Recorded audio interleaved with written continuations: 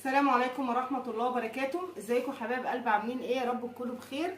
انا بشكر كل اللي سأل على طقبلة فاتن. هي بخير والحمد لله، وهتطلع لكم قريب تطمنكم عليها. والحمد لله انا اتصلت بيها طبعا وبلغتها كل اللي بعت لها يسأل عليها، اتصلت بيها وبلغتها، وهي ان شاء الله بس هي بتجهز بس حاجات في الشقة اللي هي هتقعد فيها، اللي هي شقة مامتها.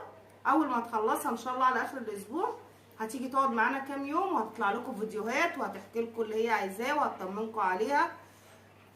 لكن هي لسه ما فتحتش قناه، عشان ما حدش يقول القناه منى عارفاها. لا، هي لسه ما فتحتش قناه ولسه بتفكر في موضوع القناه، لسه ما اقتنعتش بيها. هي مش رافضه موضوع ان هي تفتح قناه، بس ان شاء الله احنا هنشجعها وهنقويها وهنرجعها طونه تاني بتاعت زمان.